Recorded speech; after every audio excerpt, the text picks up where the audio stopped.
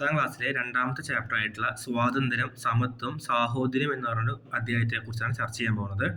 അപ്പോൾ നമ്മൾ ഈ ഒരു പേര് എന്തുകൊണ്ടാണ് ഈ ചാപ്റ്ററിന് ഈ പേര് കൊടുത്തതെന്നൊക്കെ നമുക്ക് മനസ്സിലാക്കാം. അതിനു മുമ്പ് നിങ്ങൾ ഈ ചാപ്റ്ററിൻ്റെ തുടക്കത്തിൽ ഒരു കൊട്ടേഷൻ കൊടുത്തിട്ടുണ്ട്, അതൊന്ന് വായിച്ചു നോക്കുക.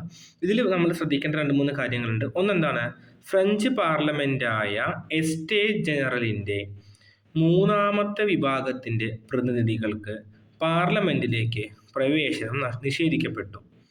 അതേപോലെ തന്നെ ടെന്നീസ് കോർട്ട് പ്രതിജ്ഞ. അപ്പോൾ എന്തോ 3ാമത്തെ വിഭാഗം ജനങ്ങൾക്ക് എന്തോ ഒരു പ്രശ്നമുണ്ട്. അപ്പോൾ സ്വാഭാവികമായിട്ടും ഫ്രഞ്ച് സമൂഹം എങ്ങനെയാണ്, എന്താണ് ടെന്നീസ് കോർട്ട് പ്രതിജ്ഞ, 3ാമത്തെ എസ്റ്റേറ്റിലെ ജനങ്ങൾ എന്തൊക്കെ പ്രശ്നങ്ങളാണ് നേരിട്ടത് എന്നൊക്കെയാണ് നമ്മൾ ഈ ചാപ്റ്ററിൽ പഠിക്കുന്നത്. അതായത് നമ്മൾ ചുരുക്കം പറഞ്ഞു കഴിഞ്ഞാൽ ഈ അധ്യായത്തിൽ പഠിക്കാൻ ഉദ്ദേശിക്കുന്നത് എന്താണ് ഫ്രഞ്ച് റവല്യൂഷൻ അല്ലെങ്കിൽ എന്താണ് ഫ്രഞ്ച് വിപ്ലവം എന്നാണ് നമ്മൾ ഈ അധ്യായത്തിൽ പഠിക്കുന്നത്.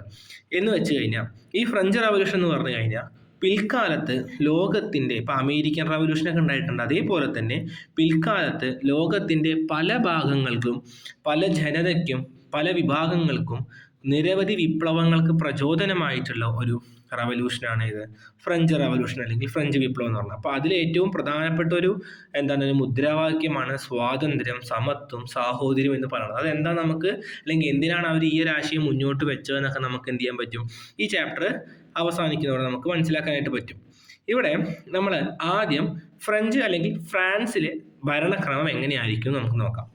തുടക്കത്തിൽ നമുക്ക് ആ ഹെഡിങ് തന്നെ മനസ്സിലാക്കാൻ പറ്റും. ഫ്രാൻസിൽ എന്താണ്, ഒരു സ്വേച്ഛാധിപത്യ ഭരണക്രമമാണ് ഉള്ളത്. ഫ്രാൻസിൽ എന്താണ്, ഒരു സ്വേച്ഛാധിപത്യ ഭരണക്രമമാണ് എവിടെ ഉള്ളത്, ഫ്രാൻസിൽ ഉള്ളത് നമുക്ക് മനസ്സിലാക്കാൻ പറ്റും. ഇത് സ്വേച്ഛാധിപത്യം എന്ന് പറഞ്ഞു കഴിഞ്ഞാൽ ആരാണോ ഭരിക്കുന്നത് അയാളുടെ ഇഷ്ടത്തിന് അയാളുടെ രീതിക്ക് ഭരിച്ചുകൊണ്ട് ജനങ്ങളുടെ ക്ഷേമത്തിനോ ജനങ്ങളുടെ ആവശ്യങ്ങൾക്കൊന്നും വലിയ പ്രാധാന്യം കൊടുക്കാതെ ഭരണാധികാരികളുടെ ഇഷ്ടത്തിനും ഭരണാധികാരികളുടെ ആവശ്യത്തിനും വേണ്ടി മാത്രം ഭരണരീതി മുന്നോട്ട് കൊണ്ടുപോകുന്ന രീതിയായിരുന്നു.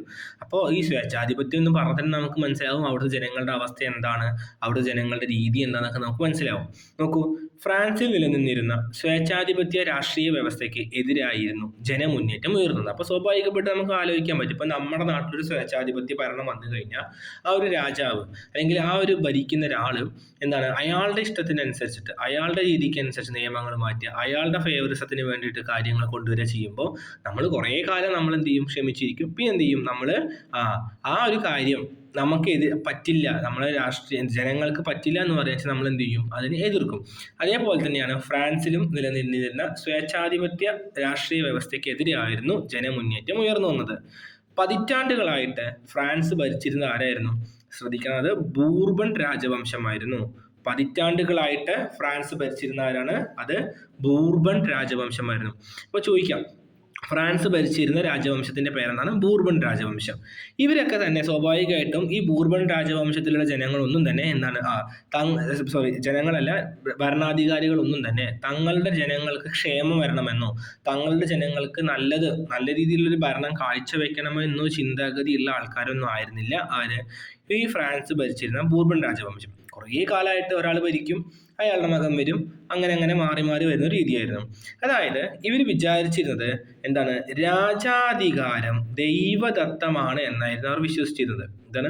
രാജാധികാരം ദൈവദത്തമാണ്. രാജാവ് ദൈവം പറഞ്ഞയച്ചിട്ടുള്ള അല്ലെങ്കിൽ ദൈവത്തിന്റെ ഒരു പ്രതിനിധിയാണ്. രാജാക്കന്മാർ എന്ത് ചെയ്യണതോ അത് ആരുടെ ആജ്ഞപ്രകാരമാണ്, അത് ദൈവത്തിന്റെ ആജ്ഞപ്രകാരമാണ്. അതുകൊണ്ട് രാജാവ് എന്തെങ്കിലും തീരുമാനം എടുത്തു കഴിഞ്ഞാൽ എന്ത് ചെയ്യാൻ പാടില്ല, അതിനെ എതിർക്കാൻ പാടില്ല. കാരണം അത് ദൈവത്തിനെ എതിർക്കുന്നത് പോലെയാണ്. അപ്പൊ അതുകൊണ്ട് തന്നെ രാജാധികാരം ദൈവദത്തമാണ് എന്നായിരുന്നു അവർ വിശ്വസിച്ചിരുന്നത്. അതുപോലെ തന്നെ നമ്മൾ ഇപ്പം ആ ഫ്രഞ്ച് സമൂഹത്തിൽ നമ്മൾ പഠിക്കും 3 എസ്റ്റേറ്റുകളായിട്ട് തരംതിരിച്ചിരുന്നു. 1ാം എസ്റ്റേറ്റ്, 2ാം എസ്റ്റേറ്റ്, 3ാം എസ്റ്റേറ്റ്. ശരിക്കും ഒരു രാജാവ് എന്തെങ്കിലും ഒരു തീരുമാനം എടുക്കണമെങ്കിൽ അല്ലെങ്കിൽ രാജാവ് എന്തെങ്കിലും ഒരു കാര്യമൊക്കെ പറയണമെങ്കിൽ എസ്റ്റേറ്റ് ജനറൽ വിളിച്ചു കൂട്ടും. എന്ന് പറഞ്ഞാൽ 1ാം എസ്റ്റേറ്റ് വിളിച്ചു കൂട്ടും, 2ാം എസ്റ്റേറ്റ് പ്രതിനിധികൾ പങ്കെടുക്കും, 3ാം എസ്റ്റേറ്റ് പ്രതിനിധികൾ പങ്കെടുക്കും. ഇവരെല്ലാവരും കൂടി ചേർന്നിട്ടാണ് തീരുമാനം എടുക്കുക. ഈ ഒരു കാര്യം നടപ്പിലാക്കണം എന്ന് പറയുമ്പോൾ ഇവരെല്ലാവരും കൂടി ചേർന്നിട്ടാണ് തീരുമാനം എടുക്കുക. പക്ഷേ ഈ രാജാക്കന്മാർ കുറേ കാലമായിട്ട് എന്ത് ചെയ്തിട്ടുണ്ടായിരുന്നില്ല, ഈ ഒരു ജനറൽ എസ്റ്റേറ്റ് അല്ലെങ്കിൽ എസ്റ്റേറ്റ് ജനറൽ വിളിച്ചു ചേർത്തിട്ടുണ്ടായിരുന്നില്ല. കാരണം എന്താ, അങ്ങനെ എസ്റ്റേറ്റ് വിളിച്ച് ചേർത്ത് കഴിഞ്ഞാൽ രാജാക്കന്മാർക്ക് അവരുടെ തീരുമാനങ്ങൾ ഇംപ്ലിമെന്റ് ചെയ്യാൻ നടപ്പിലാക്കാനായിട്ട് പറ്റില്ല എന്നുള്ളതായിരുന്നു. സ്വാഭാവികമായിട്ടും ബൂർബൺ രാജാക്കന്മാരിൽ പ്രധാനിയായിരുന്ന ലൂയി 14 ഒരു പ്രസ്താവന നടത്തി. അതൊക്കെ എന്ന് പറഞ്ഞാൽ എക്സ്ട്രീം ലെവൽ പ്രസ്താവന. എന്താണ്? ഐ ആം ദ സ്റ്റേറ്റ്, അല്ലെങ്കിൽ ഞാനാണ് രാഷ്ട്രം എന്ന് പറഞ്ഞിട്ടൊരു പ്രസ്താവന നടത്തി ലൂയി 14. അപ്പോൾ ചിലപ്പോൾ ഈ 2 മാർക്കിനൊക്കെ ചോദിക്കുന്നതാണ്, ഞാനാണ് രാഷ്ട്രം എന്ന പറഞ്ഞ രാജാവ് ആരാണ്? അത് ലൂയി 14 അത് ലൂയി 14. അപ്പൊ നോക്കൂ, രാജാക്കന്മാരെന്ന് പറയുന്നത് അവർ ദൈവദത്ത അധികാരത്തിൽ വിശ്വസിച്ചിരുന്ന ആൾക്കാരാണ്. അവർ ചെയ്തിരുന്ന ഒരു കാര്യത്തിനെയും അവർക്ക് എന്ത് ചെയ്യാൻ പറ്റില്ലായിരുന്നു? ജനങ്ങൾക്ക് എതിർക്കാൻ പറ്റില്ലായിരുന്നു. അതുപോലെ തന്നെ ജനങ്ങളുടെ ക്ഷേമത്തിന് വേണ്ടിയിട്ടോ ജനങ്ങളുടെ ആവശ്യങ്ങൾ നിറവേറ്റാൻ വേണ്ടിയിട്ടോ ഒന്നും തന്നെ ഈ ഫ്രാൻസിലെ ഈ ബൂർബൺ രാജാക്കന്മാര് ശ്രമിച്ചിരുന്നില്ല.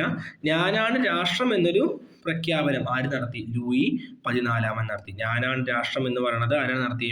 ലൂയി 14. തൊട്ട് താഴെ ഡിവൈൻ റൈറ്റ് തിയറി കൊടുത്തിട്ടുണ്ട്. അതായത് എന്താണ്? രാജാക്കന്മാര് ദൈവത്തിന്റെ പ്രതിനിധികളാണ്. അവർക്ക് ഈ അധികാരം ലഭിച്ചത് എന്ത് വഴിയാണ്? ദൈവം കൊടുത്ത അധികാരമാണ്. അതുകൊണ്ട് തന്നെ എന്താണ്, ഞങ്ങൾക്ക് ആരോട് കടപ്പാടില്ല? ജനങ്ങളോട് കടപ്പാടില്ല. ഞങ്ങൾ ആരോട് മാത്രമേ ഞങ്ങൾ ഒരു കൂറ് കാണിക്കേണ്ടുള്ളൂ? അത് ഞങ്ങൾ ദൈവത്തിനോടാണ്. സ്വാഭാവികമായിട്ടും എന്താണ്, ഞങ്ങളെ എതിർക്കുന്നത് ആരെ എതിർക്കുന്നതിന് തുല്യമാണ്? അത് ദൈവത്തിനെ എതിർക്കുന്നതിന് തുല്യമാണ് എന്നൊരു ചിന്താഗതിയാണ് ഏത്? ഈ ദൈവദത്താധികാര സിദ്ധാന്തം. അപ്പം നിങ്ങൾ മനസ്സിലാക്കേണ്ട ഒരു കാര്യം, ഞാനാണ് രാഷ്ട്രം എന്ന് പറഞ്ഞതും അത് ലൂയി 14 ഫ്രാൻസ് ഭരിച്ചിരുന്നത് ബൂർബൺ രാജവംശമായിരുന്നു. ഫ്രാൻസ് ഭരിച്ചിരുന്ന ആരായിരുന്നു? അത് ബൂർബൺ രാജവംശമായിരുന്നു എന്നുള്ളതും മനസ്സിലാക്കുക. ഇനി ഇതിൽ നമ്മൾ ഫ്രാൻസ് നമുക്ക് നോക്കാൻ പറ്റും. ഇവിടെയാണ്. ഇപ്പോൾ ഇവിടെയാണ് നമ്മൾ ജർമ്മൻ സ്റ്റേറ്റുകൾ, ഇതൊക്കെ നമുക്കറിയാം. ജസ്റ്റ് നോക്കിയാൽ മതി. ഫ്രാൻസ് അവിടെ ജസ്റ്റ് മാപ്പൊന്നും ചോദിക്കില്ല, എന്നാലും ഒന്ന് നോക്കുക. ഇനി ലൂയി 14 കുറച്ചു കാലം ഭരിച്ചു. അദ്ദേഹത്തിന്റെ കാലം കഴിഞ്ഞു. അതിനുശേഷം വരുന്ന ആരായിരിക്കും? ലൂയി 15. ലൂയി 14 ശേഷം വരുന്ന ആരാണ്? ലൂയി 15. എന്നാ ശരി, ലൂയി 14 പറഞ്ഞു ഞാനാണ് രാഷ്ട്രം. അപ്പൊ എനിക്ക് പ്രത്യേകിച്ച് ഇപ്പൊ ഒന്നും രാഷ്ട്രത്തിന് ചെയ്യാനില്ല. കാരണം ഞാൻ ചെയ്യണതൊക്കെ എന്താണ്? ദൈവം പറഞ്ഞിട്ടുള്ള കാര്യങ്ങളാണ്. അപ്പൊ എന്നെ എതിർക്കേണ്ട ആവശ്യമില്ല. ഞങ്ങൾക്ക് ജനങ്ങളോട് കടപ്പാടില്ല. ലൂയി 15 വന്നു. അദ്ദേഹത്തിന്റെ കാലത്ത് എന്തായിരുന്നു? അഴിമതിയും. ലൂയി 15 കാലത്ത് അഴിമതിയും ധൂർത്തും എന്ത് ചെയ്തു? അദ്ദേഹം തുടർച്ചയായി നടത്തി. അതേപോലെ തന്നെ യുദ്ധങ്ങളും ഒക്കെ തന്നെ രാജ്യത്തെയും ജനങ്ങളെയും ദുരിതത്തിലാക്കി. അപ്പൊ അഴിമതിയുണ്ട്, ധൂർത്തുണ്ട്. അതിന് മറുപടി എന്ത് ചെയ്തു? കൂടുതൽ കുറേ യുദ്ധങ്ങൾ ചെയ്തു. യുദ്ധം ചെയ്യുമ്പോൾ ആർക്കാണെങ്കിലും എന്താ അതിന് ബുദ്ധിമുട്ടുണ്ടാവും. അപ്പൊ അതൊക്കെ ജനങ്ങൾ ദുരിതത്തിലാക്കി.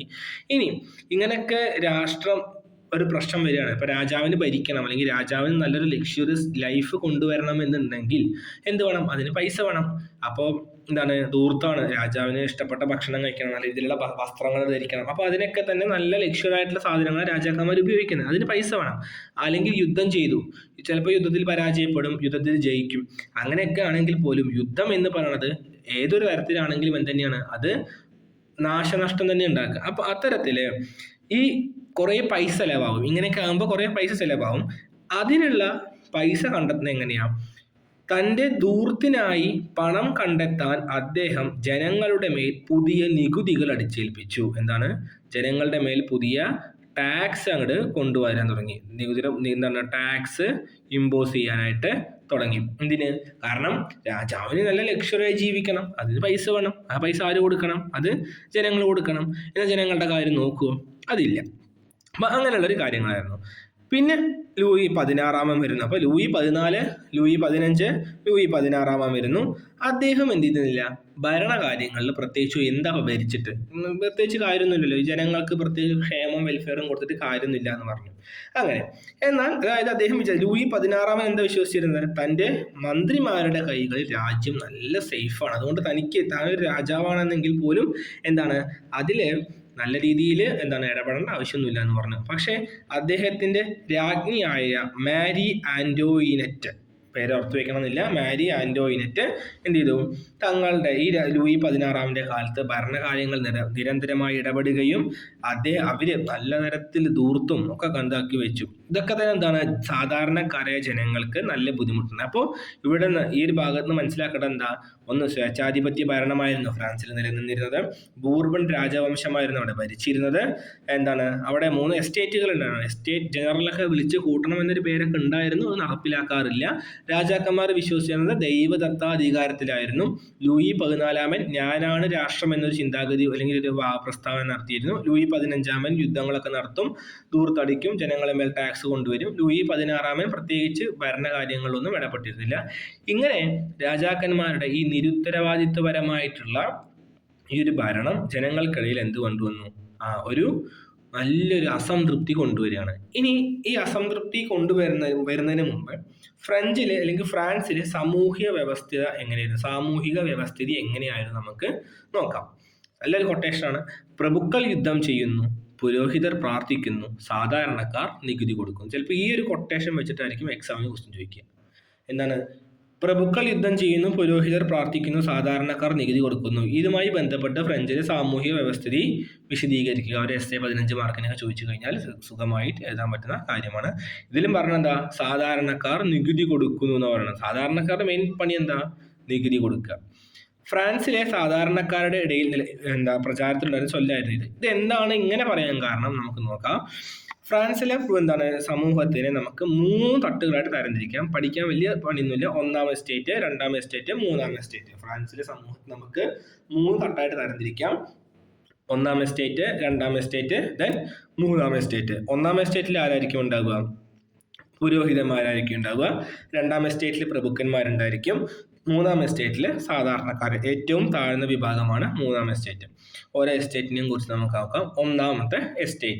1ാമത്തെ എസ്റ്റേറ്റിലാണ് നമ്മൾ ഇനി പഠിക്കാൻ പോകുന്നത്. എന്താണ്? വളരെ പ്രബലവും സമ്പന്നവുമായിരുന്നു ഫ്രാൻസിലെ കത്തോലിക്ക സഭ. ഭൂസ്വത്തിന്റെ വലിയൊരു വിഭാഗവും സഭയുടെ ഉടമസ്ഥതയിലായിരുന്നു. പുരോഹിതരെ എല്ലാത്തരം നികുതികളിൽ നിന്നും ഒഴിവാക്കിയിരുന്നു. മാത്രമല്ല, അവർ സാധാരണ കർഷകരിൽ നിന്നും ടൈത് എന്ന നികുതി പിരിച്ചിരുന്നു. വിളവിന്റെ 10% നികുതി നൽകേണ്ടത്. ഇത് സാധാരണക്കാരായ കർഷകർക്ക് പുരോഹിതരുടെ വിരോധം തോന്നാനിടയാക്കി. അതായത് അന്നത്തെ കാലത്ത് ഫ്രാൻസിലെ ഏറ്റവും ഉയർന്ന വിഭാഗങ്ങൾ ഉൾക്കൊള്ളുന്ന ഒരു എസ്റ്റേറ്റ് ആയിരുന്നു 1ാം എസ്റ്റേറ്റ് എന്ന് പറയുന്നത്. 1ാം എസ്റ്റേറ്റ് അവിടെ തന്നെ പറയുന്നത് വളരെ പ്രബലവും സമ്പന്നവുമായിരുന്നു ഫ്രാൻസിലെ കത്തോലിക്ക സഭ. അതായത് ഫ്രാൻസിലെ റിച്ചസ്റ്റ് ഓഫ് ദ റിച്ചസ്റ്റ് എന്ന് പറഞ്ഞത് ആരായിരുന്നു? കത്തോലിക്ക സഭയായിരുന്നു. അവര് എന്തായിരുന്നു? ഫ്രാൻസിലെ പ്രബലവും സമ്പന്നവുമായിരുന്ന ഒരു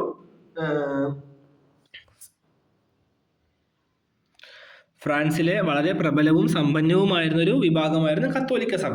അതായത് ഫ്രാൻസിലെ ഭൂമി സ്വത്തിന്റെ വലിയൊരു ഭാഗവും ആരുടെ കയ്യിലായിരുന്നു? അത് ഈ കത്തോലിക്ക സഭയുടെ കയ്യിലായിരുന്നു. എങ്കിൽ പോലും ഇവരെന്ത് ചെയ്തിരുന്നു? അല്ലെങ്കിൽ ഈ ഒരു വിഭാഗത്തെ, ഇത്രയും നല്ല സമ്പന്നരായ വിഭാഗങ്ങൾ പാവം, അപ്പോൾ അവരുടെ കയ്യിൽ എന്തുണ്ടാവില്ല? പൈസ ഉണ്ടാവില്ല അല്ലേ? അങ്ങനെയല്ല, ഈ ഒരു വലിയൊരു വിഭാഗം ആയതുകൊണ്ട് തന്നെ, അല്ലെങ്കിൽ സമൂഹത്തിലെ ഏറ്റവും ഉയർന്ന ഒരു വിഭാഗം ആയതുകൊണ്ട് തന്നെ അവരെ, അഥവാ ഈ പുരോഹിത വർഗത്തെ എല്ലാവരും എല്ലാ തരത്തിലുമുള്ള നികുതിയിൽ നിന്നും എന്ത് ചെയ്തിട്ടായിരുന്നു? ഒഴിവാക്കിയിരുന്നു. എല്ലാ തരത്തിലുമുള്ള നികുതിയിൽ നിന്നും ഒഴിവാക്കിയിരുന്നു. അതുപോലെ തന്നെ ഇവിടെ ഒരു ചോദ്യം ചോദിക്കാൻ ചാൻസ് ആണ്. എന്താണ് ടൈത് എന്ന് ചോദിക്കാം. ടൈത് എന്താ ചോദിക്കാം. അതായത് ഈ പുരോഹിത വർഗക്കാർ സാധാരണ കർഷകരിൽ നിന്നും പിരിച്ചിരുന്ന ഒരു നികുതിയെ നമ്മൾ എന്ത് പറയും? ടൈത് എന്ന് പറയും. പുരോഹിത വർഗക്കാർ അല്ലെങ്കിൽ ഉയർന്ന വിഭാഗക്കാർ സാധാരണ കർഷകരിൽ നിന്നും പിരിച്ചിരുന്ന ഒരു നികുതിയെ നമ്മൾ എന്ത് പറയും? ടൈത് എന്ന് പറയും. ഒന്നുകൂടി പറയാം. പുരോഹിത അല്ലെങ്കിൽ ഉന്നത വിഭാഗക്കാർ എന്താണ്? സമൂഹത്തിലെ സാധാരണ കർഷകരിൽ നിന്നും പിരിച്ചിരുന്ന ഒരു നികുതിയെ നമ്മൾ എന്ത് പറയും? ടൈത് എന്ന് പറയും. എങ്ങനെ ടൈത് കൊടുക്കണ്ടേ? വിളവിന്റെ 10% അതായത് ഇപ്പോൾ ഒരു വർഷം എനിക്ക് നല്ല വിളവ് കിട്ടിക്കഴിഞ്ഞാൽ അതിൻ്റെ ഒരു 10% കൊടുക്കാം. ഇനിയിപ്പോൾ ഒരു വർഷം എന്തെങ്കിലും ഫ്ലഡോ അല്ലെങ്കിൽ എന്തെങ്കിലും ഡ്രോട്ടൊക്കെ വന്നു കഴിഞ്ഞാൽ, വരൾച്ചയൊക്കെ വന്നു കഴിഞ്ഞാലും എന്താണ്, കൃഷി ചെയ്യാൻ പറ്റിയില്ല എങ്കിൽ പോലും നമ്മൾ എന്ത് ചെയ്യണം? അവിടെ ഒരു വിളവിന്റെ 10, എനിക്ക് എത്രയാണോ കിട്ടിയത് അതിന്റെ 10% ഞാൻ എന്ത് ചെയ്യണം? നികുതിയായിട്ട് കൊടുക്കണം. അപ്പൊ അതിന് പറയുന്ന പേരാണ് എന്ത്? ടൈത് എന്ന് പറയുന്നത്. ഓക്കെ. പുരോഹിതന്മാർ സാധാരണ അല്ലെങ്കിൽ ഉയർന്ന വിഭാഗക്കാർ സാധാരണ കർഷകരിൽ നിന്നും പിരിച്ചിരുന്ന നികുതിയാണ് ടൈത് എന്ന് പറയുന്നത്. അപ്പോൾ ഒന്നാമത്തെ എസ്റ്റേറ്റ് എന്ന് പറയുന്നത് പുരോഹിതന്മാരായിരുന്നു, അതായത് കത്തോലിക്ക സഭ. ഏറ്റവും സമ്പന്നമായ വിഭാഗമായിരുന്നു കത്തോലിക്ക സഭ അല്ലെങ്കിൽ പുരോഹിത വർഗം എന്ന് പറയുന്നത്. സ്വാഭാവികമായിട്ടും അവർക്ക് അവിടെ നികുതി അടയ്ക്കേണ്ടി വന്നിരുന്നില്ല. അവരെ എല്ലാ തരം നികുതികളിൽ നിന്നും അവർ ഒഴിവാക്കിയിട്ടുണ്ടായിരുന്നു. ഇനി രണ്ടാമത്തെ എസ്റ്റേറ്റ്. അപ്പൊ ടൈത് എന്താണ്? പുരോഹിത. ഇത്രയും റിപ്പീറ്റഡ്ലി പറയണത് മേ ബി ചോദിക്കാൻ ചാൻസ് ഉണ്ട്. അതായത് എന്താണ്? പുരോഹിത അല്ലെങ്കിൽ സമ്പന്ന വർഗ്ഗങ്ങൾ സാധാരണ കർഷകരിൽ നിന്നും പിരിച്ചെടുക്കുന്ന ഒരു നികുതിയാണ് നമ്മൾ എന്ത് പറയണത്? ടൈത് എന്ന് പറയണത്. ഈ രണ്ടാമത്തെ എസ്റ്റേറ്റ് അല്ലെങ്കിൽ പ്രഭുക്കന്മാര്, ഇവരായിരുന്നു ഭരണരംഗത്തെ ഉയർന്ന സ്ഥാനങ്ങളും സൈന്യത്തിലെ ഉയർന്ന പദവികളും കൈയടക്കി വെച്ചിരുന്നത്. എന്താണ്? ഭരണരംഗത്തെ ഉയർന്ന സ്ഥാനങ്ങളും സൈന്യത്തിലെ ഉയർന്ന പദവികളും വഹിച്ചിരുന്ന ആരായിരുന്നു? ഈ പ്രഭുക്കന്മാരായിരുന്നു. ഇവരെന്തായിരുന്നു? ഭൂ ഉടമകൾ തന്നെയായിരുന്നു. ഇവരും സാധാരണ ജനങ്ങളിൽ നിന്നും വിവിധ തരത്തിലുള്ള നികുതികൾ പിരിച്ചെടുത്തിരുന്നു. അപ്പം മറ്റുള്ളൊരു പുരോഹിതന്മാരാണ് ഹൈ പൊസിഷനിലാണ്, പ്രഭുക്കന്മാരുടെയും കുറച്ചും കൂടി മുകളിലാണ്. ഈ പ്രഭുക്കന്മാരാണ് ഭരണരംഗത്തെ എല്ലാ സ്ഥാനങ്ങളിലും സൈന്യത്തിലെ ഉയർന്ന പദവികളിലൊക്കെ തന്നെ നിലനിന്നിരുന്നത്. ആഡംബര ജീവിതമായിരുന്നു അവർക്ക് ഉണ്ടായിരുന്നത്. ഇവരും സാധാരണക്കാരിൽ നിന്നും നിരവധി നികുതികൾ പിരിച്ചെടുത്തിരുന്നു. ഓക്കെ. 1749 നിയമം അനുസരിച്ച് എല്ലാ വിഭാഗത്തിൽപ്പെട്ട ജനങ്ങളും തങ്ങളുടെ വരുമാനത്തിന്റെ 20ൽ 1 ഭാഗം സർക്കാരിലേക്ക് നികുതിയായി നൽകണമായിരുന്നു. ഈ നികുതി വോങ്തീയം എന്നറിയപ്പെട്ടു. അപ്പൊ ടൈഡ് നമ്മൾ പഠിച്ചു. അടുത്താണ് വോങ്തീയം. എന്താ വോങ്തീയം? എല്ലാ വിഭാഗത്തിൽപ്പെട്ട ജനങ്ങളും അവരുടെ വരുമാനത്തിന്റെ 20ൽ 1 ഭാഗം സർക്കാരിലേക്ക് നേരിട്ട് നികുതിയായി നൽകണം. അതാണ് വോങ്തീയം. അവരുടെ വരുമാനത്തിന്റെ 20ൽ 1 ഭാഗം സർക്കാരിലേക്ക് നേരിട്ട് നികുതിയായി നൽകണം. അതാണ് വോങ്തീയം എന്നറിയപ്പെടുന്നത്. ആദ്യത്തെ 2 വിഭാഗങ്ങളും, അതൊക്കെ പുരോഹിതരും പ്രഭുക്കളും, രാജാവിന് ചെറിയ തുക മാത്രം നൽകി തന്ത്രപൂർവ്വം നികുതിയിൽ നിന്നും ഒഴിവാക്കി. അതായത് ഇപ്പൊ പുരോഹിതന്മാരും കൊടുക്കണം, പ്രഭുക്കന്മാരും കൊടുക്കണം. ശരിക്കും എങ്ങനെ കൊടുക്കേണ്ടത്? അവർക്ക് എത്രയാണോ വരുമാനമുള്ളത് അതിന്റെ 20ൽ 1 ഭാഗം കൊടുക്കുകയാണ് വേണ്ടത്. പക്ഷേ ഈ രാജാക്കന്മാരും പ്രഭുക്കന്മാരും ഒക്കെ നികുതി കൊടുക്കും. പക്ഷെ ആ നികുതി വളരെ ചെറിയ എമൗണ്ട് മാത്രമായിരുന്നു കൊടുത്തിരുന്നത്. ഓക്കെ. ഇനി കുറെ നികുതികളുടെ കോവി, ബെനാലിറ്റി, ബെൻവിൻ, പിയേഷ്, ടെറാഷ്, അതിൻ്റെയൊക്കെ നോക്കിയാൽ മതി, വായിച്ചു നോക്കിയാൽ മതി. ഇനി മൂന്നാമത്തെ എസ്റ്റേറ്റിനെ കുറിച്ചിട്ടാണ് പഠിക്കുന്നത്. സാധാരണക്കാരായിട്ടുള്ള മൂന്നാമത്തെ എസ്റ്റേറ്റിനെ കുറിച്ചിട്ടാണ് പഠിക്കുന്നത്. ഫ്രാൻസിൽ ജീവിച്ചിരുന്ന സാധാരണക്കാരന്റെ അവസ്ഥയാണ് നമ്മൾ ഈ ചിത്രത്തിൽ കാണുന്നത്. നോക്കിക്കൂ, പ്രഭുക്കന്മാരും പുരോഹിതന്മാരൊക്കെ ഉണ്ട്, സാധാരണക്കാരനെ അടിച്ചമർത്തിയുള്ള ചിത്രമാണത്. 18ാം നൂറ്റാണ്ടിൽ ഫ്രാൻസിൽ ജീവിച്ചിരുന്ന സാധാരണക്കാരന്റെ അവസ്ഥയാണ് മുകളിൽ നൽകിയിട്ടുള്ളത്. മധ്യവർഗവും തൊഴിലാളികളും കർഷകരും അടങ്ങുന്നതായിരുന്നു ഫ്രാൻസിലെ മൂന്നാമത്തെ എസ്റ്റേറ്റ്. ഇവരെ കോമൺസ് അല്ലെങ്കിൽ സാധാരണക്കാർ എന്ന പേരിൽ അറിയപ്പെട്ടു. കോമൺസ്, അതായത് ആരൊക്കെയായിരുന്നു? മധ്യവർഗവും തൊഴിലാളികളും കർഷകരും. ഇവരെ കോമൺസ് എന്ന പേരാണ് അറിയപ്പെടുന്നത്. ജനസംഖ്യയുടെ ഭൂരിഭാഗവും ഉൾക്കൊണ്ടിരുന്ന മൂന്നാമത്തെ എസ്റ്റേറ്റിലെ ഭൂരിഭാഗം ജനങ്ങളും ദാരിദ്ര്യത്തിലായിരുന്നു. ഇപ്പോൾ ഒരു എക്സാമ്പിൾ പറയാന്ന് വെച്ചാൽ, ഒന്നാമത്തെ എസ്റ്റേറ്റിൽ ഒരു 10 പേരുണ്ട്, രണ്ടാമത്തെ എസ്റ്റേറ്റിൽ ഒരു 15 പേരുണ്ട്, മൂന്നാമത്തെ എസ്റ്റേറ്റിൽ ചിലപ്പോൾ ഒരു 50 പേരായിരിക്കും. അത്രയും ജനങ്ങൾ, അത്രയും നമ്പർ ഓഫ് പീപ്പിൾസ് എവിടെ കൂടുതലായിരുന്നു? മൂന്നാമത്തെ എസ്റ്റേറ്റിൽ കൂടുതലായിരുന്നു. അതുകൊണ്ട് തന്നെ ഇവരുടെയൊക്കെ ജീവിത രീതിയൊക്കെ വളരെ ദാരിദ്ര്യത്തിലായിരുന്നു. തങ്ങൾ ഉൽപ്പാദിപ്പിക്കുന്ന വിളവിന്റെ ഒരു അംശം മാത്രമാണ്. കാരണം കർഷകര് പുരോഹിതന്മാർക്ക് നികുതി കൊടുക്കണം. അവരുടെ വരുമാനത്തിന്റെ 20ൽ 1 ഭാഗം ആർക്ക് കൊടുക്കണം? വരുമാനത്തിന്റെ 20 ആർക്ക് കൊടുക്കണം? അത് ഒരു നികുതിയായിട്ട് കൊടുക്കണം. അപ്പം അങ്ങനെയൊക്കെ നമ്മൾ പറഞ്ഞു. ഇവിടെ നമ്മൾ പറഞ്ഞു ഏതൊക്കെയാണ്? ഇതേ പറഞ്ഞു. അതുപോലെ തന്നെ വോങ്തീയം, 20ൽ 1 ഭാഗം സർക്കാരിലേക്ക് വോങ്തീയം അല്ലേ, 20ൽ 1 ഭാഗം കൊടുക്കണം. അതേപോലെ കർഷകർ ടൈത് നികുതി കൊടുക്കണം. അങ്ങനെയൊക്കെ കൊടുക്കണം. അപ്പോൾ ഇവരുടെ ജീവിതം വളരെയധികം ബുദ്ധിമുട്ടായിരുന്നു. ഇവർ രാജാവിനും പള്ളിക്കും പ്രഭുവിനും വ്യത്യസ്തങ്ങളായ നികുതി നൽകാൻ ബാധ്യസ്ഥരായിരുന്നു. അതിനോടൊപ്പം പ്രതിഫലമില്ലാതെ അനേകം നിർബന്ധിത സേവനങ്ങളും ഇവർ ചെയ്തു. അതായത് നികുതി കൊടുക്കും, ഇനിയിപ്പോൾ ഇവരെന്തെങ്കിലും ജോലി ചെയ്യാൻ വെച്ചാൽ അവർക്ക് എന്തായിരിക്കും? അത് പ്രതിഫലമില്ലാത്ത ചെയ്യേണ്ട ജോലികളായിരുന്നു. എന്തൊക്കെയത്? ആവശ്യ സന്ദർഭങ്ങളിൽ സൈനിക സേവനം നടത്തുക, പൊതുനിരത്തുകൾ, ജലമാർഗങ്ങൾ, പാലങ്ങൾ തുടങ്ങിയവയുടെ മരാമത്ത് പണികൾക്ക് സൗജന്യ സേവനം നൽകുക. പക്ഷേ ഇവർ നികുതി കൊടുക്കുന്നതിന് യാതൊരു എക്സ്ക്യൂസും ഇവിടെ പറയാൻ പറ്റില്ല. There is no excuse to pay the taxes. പക്ഷേ അവരെന്ത് ചെയ്യണം? ഒരു ഫ്രീ ആയിട്ടുള്ള ഒരു സേവനങ്ങൾ, സർവീസും അവിടെ നൽകണം എന്നാണ് പറഞ്ഞത്. ഇനി ഒരു ലാസ്റ്റത്തെ കൂടിയുണ്ട്, എന്താണ് മധ്യവർഗത്തിന്റെ ഉദയം. 18-ാം നൂറ്റാണ്ടിൽ ഫ്രഞ്ച് സമൂഹത്തിൽ ഒരു മധ്യവർഗം ഉയർന്നു വന്നു. ഫ്രാൻസിന്റെ കാർഷിക വ്യവസായ രംഗത്ത് ഇക്കാലത്തുണ്ടായ പുരോഗതി മധ്യവർഗ ഉദയത്തിന് കാരണമായി. കാർഷിക വ്യാവസായിക രംഗത്തുണ്ടായ വളർച്ചയോടെ പുതിയ നഗരങ്ങൾ ഉയർന്നു വന്നു. നഗരങ്ങളിലെ തൊഴിൽ സാധ്യതകൾ ഉപയോഗപ്പെടുത്തിയവർ സാമ്പത്തിക പുരോഗതി കൈവരിക്കുകയും മധ്യവർഗത്തിന്റെ ഭാഗമാവുകയും ചെയ്തു. അതുവരെ ഉണ്ടാവാത്തൊരു ഭാഗമാണ് ഇത് മധ്യവർഗം. അത് ഉയർന്നു വന്നപ്പോൾ നഗരങ്ങളിലെ തൊഴിൽ സാധ്യതകൾ ഉപയോഗിക്കാൻ തുടങ്ങിയവർ. അങ്ങനെ തൊഴിൽ സാധ്യതകൾ ഉപയോഗിച്ചപ്പോൾ എന്ത് ചെയ്തു? അവർക്ക് വരുമാനം കൈവരിക്കാൻ തുടങ്ങി. വരുമാനം വന്നപ്പോൾ സാമ്പത്തിക പുരോഗതി ഉണ്ടായി. അങ്ങനെയുള്ള കാർഷിക വ്യാവസായിക രംഗത്തുണ്ടായ മാറ്റങ്ങളാണ് എന്തിന് കാരണമായത്? മധ്യവർഗത്തിന് ഉയർച്ചയ്ക്ക് കാരണമായത്. ആഭ്യന്തര വാണിജ്യവും കോളനികളുമായുള്ള കച്ചവടവും ഫ്രാൻസിലെ വ്യവസായികളെ സമ്പന്നരാക്കി. പ്രധാന തുറമുഖങ്ങളും പട്ടണങ്ങളും ഈ സമ്പന്നരുടെ നിയന്ത്രണത്തിലായിരുന്നു. ഇവരും മധ്യവർഗത്തിന്റെ ഭാഗമായിരുന്നു. ആരൊക്കെയായിരുന്നു? അതായത് കോളനികളുമായിട്ടുള്ള കച്ചവടങ്ങളൊക്കെ നടത്തി, ആഭ്യന്തര വാണിജ്യങ്ങൾ നടത്തി, പ്രധാന തുറമുഖങ്ങളും പട്ടണങ്ങളൊക്കെ തന്നെ ഇവരുടെ നിയന്ത്രണത്തിലാക്കി. അങ്ങനെ അവരെന്താണ്? മധ്യവർഗങ്ങൾ മെല്ലെ മെല്ലെ ഉയർന്നു വന്നു. ഈ മധ്യവർഗത്തിൽ ആരൊക്കെ ഉണ്ടായിരുന്നു? ഡോക്ടർമാർ, നിയമജ്ഞർ, ബാങ്കർമാർ എന്നിവരും ഉൾപ്പെട്ടിരുന്നു. ഡോക്ടർമാർ, നിയമജ്ഞർ, ബാങ്കർമാർ എന്നിവരും ഉൾപ്പെട്ടിരുന്നു. എങ്കിലും എന്താണ്? ഭരണകൂടത്തിനും പ്രഭുക്കൾക്കും അവരെന്ത് ചെയ്യണം? സാധാരണക്കാരെ പോലെ നികുതി നൽകണമായിരുന്നു. വിദ്യാഭ്യാസപരമായും സാമ്പത്തികമായും മുൻപിലെത്തിയിട്ടും ഭരണത്തിലും സൈന്യത്തിലും അവർക്ക് എന്ത് ചെയ്തിരുന്നില്ല? അതായത് മധ്യവർഗം എന്ന് പറഞ്ഞാൽ നല്ല രീതിയിൽ കുറച്ചും കൂടി ഡെവലപ്ഡ് ആയിട്ടുള്ള ഒരു പീരീഡ് ആയിരുന്നു എങ്കിൽ പോലും അവർക്ക് എന്താണ്? ഭരണത്തിലോ അല്ലെങ്കിൽ എന്തെങ്കിലും അധികാരത്തിലും ഒന്നും ഈ മധ്യവർഗത്തിന് ഈ പ്രഭുക്കന്മാരും പുരോഹിതന്മാരും അടുപ്പിച്ചിരുന്നില്ല എന്നാണ് പറയുന്നത്. അപ്പോൾ ഇത് ഒരു അസംതൃപ്തിക്ക് കാരണം. ഇപ്പോൾ നോക്കും, മധ്യവർഗത്തിന്റെ ഉയർച്ചയും അസംതൃപ്തിയും ഫ്രഞ്ച് വിപ്ലവത്തിൽ നിർണായകമായി സ്വാധീനിച്ച ഒരു ക്വസ്റ്റ്യൻ നമുക്ക് ചെയ്യാനുണ്ട്. ഓക്കെ, ഇനി ഇവിടുത്തെ എസ്റ്റേറ്റുമായി ബന്ധപ്പെട്ടുള്ള ഒരു കാര്യമാണ് നമ്മൾ പറയുന്നത്. അതായത് ഒന്നാം എസ്റ്റേറ്റ് രാജാക്കന്മാരുണ്ടായിരിക്കും, പുരോഹിതന്മാരൊക്കെ ഉണ്ടായിരിക്കും. രണ്ടാം എസ്റ്റേറ്റിൽ പ്രഭുക്കന്മാരുണ്ടായിരിക്കും. അതിനിടയിൽ മധ്യവർഗം വരുന്നു, സാധാരണക്കാർ വരുന്നു. മൂന്നാം എസ്റ്റേറ്റിൽ അവിടുത്തെ സാമ്പത്തിക പ്രതിസന്ധിയും കൂടി നമുക്ക് നോക്കാം. 1770-കളിൽ ഫ്രാൻസിലെ കാർഷിക രംഗം കടുത്ത പ്രതിസന്ധി നേരിട്ടു. ഉൽപാദനത്തിലെ കുറവായിരുന്നതിന് കാരണം കാർഷിക രംഗം പ്രത്യേകിച്ച് ഉൽപാദനം ഇല്ലാതെ നല്ല ബുദ്ധിമുട്ടിലായി. ഇത് ധാന്യങ്ങളുടെയും റൊട്ടിയുടെയും വില വർധനയെ കാരണമായി. റൊട്ടി എന്ന് പറഞ്ഞാൽ അവിടുത്തെ സാധാരണക്കാർ കഴിക്കുന്ന ഒരു ഭക്ഷണമാണ് റൊട്ടി. അങ്ങനത്തെ അവിടുത്തെ ഒരു രാജ്ഞി പറഞ്ഞു, നിങ്ങൾക്ക് റൊട്ടി ഇല്ലെങ്കിൽ എന്താ കേക്ക് കഴിച്ചു എന്നൊക്കെ പറഞ്ഞിട്ട് വലിയ പ്രശ്നങ്ങളൊക്കെ ആയിരുന്നു. 1730-നും 1789-നും ഇടയിലുള്ള കാലത്ത് ധാന്യങ്ങളുടെ വിലയിൽ 60% വർധന. അതായത് ക്ഷാമം നേരിട്ട് കഴിഞ്ഞപ്പോൾ ഉണ്ടായിരുന്ന ധാന്യങ്ങൾക്ക് നല്ല വില വർധനവ് വന്നു. എന്നാൽ തൊഴിലാളികളുടെ കൂലിയിലെ വർധനവ് 22% മാത്രമായിരുന്നു. അതായത് ഭക്ഷണ സാധനങ്ങൾക്ക് 60% വില വർദ്ധിച്ചു.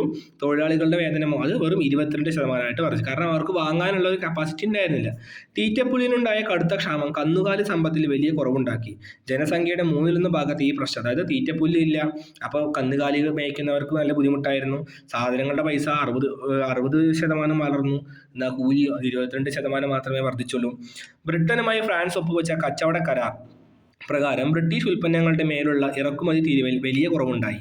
ഇതോടെ ഫ്രഞ്ച് വിപണിയിൽ ബ്രിട്ടീഷ് ഉൽപ്പന്നങ്ങൾ വന്നു നിറയുകയും ഫ്രാൻസിലെ കരകൗശല തൊഴിലാളികൾ തൊഴിൽ രഹിതരാകുകയും ചെയ്തു. ബ്രിട്ടീഷുകാരുമായിട്ടൊരു ഫ്രാൻസ് ഒരു കരാർ ഒപ്പുവെച്ചു. അതുകൊണ്ട് തന്നെ എന്താണ്? ബ്രിട്ടീഷ് ഉൽപ്പന്നങ്ങളിൽ ഫ്രാൻസിലേക്ക് കൊണ്ടുവരുമ്പോൾ ഇറക്കുമതി തീരുവ നല്ല രീതിയിൽ കുറച്ചു. അപ്പോൾ സ്വാഭാവികമായിട്ടും ഇത് ഫ്രാൻസിലത്തെ വസ്തുക്കൾക്ക് ഇമ്പോർട്ടൻസ് കുറയുകയും ബ്രിട്ടീഷ് ഉപകരണങ്ങൾ അവിടെ ഫ്രഞ്ച് മാർക്കറ്റിൽ ഫ്രാൻസിലെ മാർക്കറ്റിൽ നിറയുകയും ചെയ്തു. അങ്ങനെ ഫ്രാൻസിലെ കരകൗശല തൊഴിലാളികളും തൊഴിലിനെതിരാവുകയും ചെയ്തു. ഇങ്ങനെ അസംതൃപ്തരായ കർഷകരും കരകൗശല തൊഴിലാളികളും മറ്റ് കൈത്തൊഴിലുകാരും ഭരണകൂടത്തിനെതിരെ തെരുവിലിറങ്ങി. ഫ്രാൻസിന്റെ സാമ്പത്തിക പരാധീനത മറികടക്കുന്നതിനായി ബാങ്കർമാരിൽ നിന്ന് വൻ തുകകൾ ലൂയി 16 വായ്പകളായി സ്വീകരിച്ചു. സർക്കാർ ഈ വായ്പകൾക്ക് പകരമായി ബോണ്ടുകൾ നൽകിയിരുന്നു. ഫ്രഞ്ച് സർക്കാരിന്റെ ഖജനാവ് ശൂന്യമായത് ബാങ്കർമാരെ വായ്പ നൽകുന്നതെന്ന് പിന്തിരിപ്പിച്ചു. രാജ്യത്തെ നികുതികൾ ജനങ്ങൾക്കെല്ലാവർക്കും നികുതി ഭാരം ഒരേപോലെ ആയിരിക്കണമെന്ന് ഇവർ ആവശ്യപ്പെട്ടു. നികുതി ചുമത്തുന്നതിൽ നിന്നിരുന്ന അസമത്വമായിരുന്നു ബാങ്കർമാരെന്ന മധ്യവർഗം ഫ്രഞ്ച് ഭരണകൂടത്തിനെതിരാവാനുള്ള പ്രധാന കാരണം. അതായത് ലൂയി 16 കുറേ ടാക്സ് വായ്പയൊക്കെ വാങ്ങി തിരിച്ചടയ്ക്കാൻ പറ്റില്ലായിരുന്നു. കാരണം എന്താ? ഓരോ വിഭാഗത്തിനും ഇപ്പോൾ ഒന്നാം വർഗം രണ്ടാം വർഗം, ഒന്നാം എസ്റ്റേറ്റ് രണ്ടാം എസ്റ്റേറ്റും വളരെ കുറച്ച് കൊടുക്കും, മൂന്നാം എസ്റ്റേറ്റ് നല്ല രീതിയിൽ കൊടുക്കും. അപ്പം അങ്ങനെ ബാങ്കർമാരൊക്കെ മധ്യവർഗമായിരുന്നു. അങ്ങനെ ഉള്ള നിരവധി പ്രശ്നങ്ങൾ കാരണം ഈ രാജാക്കന്മാരുടെ ദുർഭരണവും ജനങ്ങളുടെ അസംതൃപ്തിയും അങ്ങനെയെല്ലാം കാരണം ഫ്രഞ്ച് വിപ്ലവം അങ്ങോട്ട് പൊട്ടിപ്പുറപ്പെട്ടു. അവിടെ നിന്നാണ് നമുക്ക് സ്വാതന്ത്ര്യം, സമത്വം, സാഹോദര്യം എന്നതിനെ കുറിച്ച് പഠിക്കാനുള്ളത്. ചിന്തകരുടെ സ്വാധീനം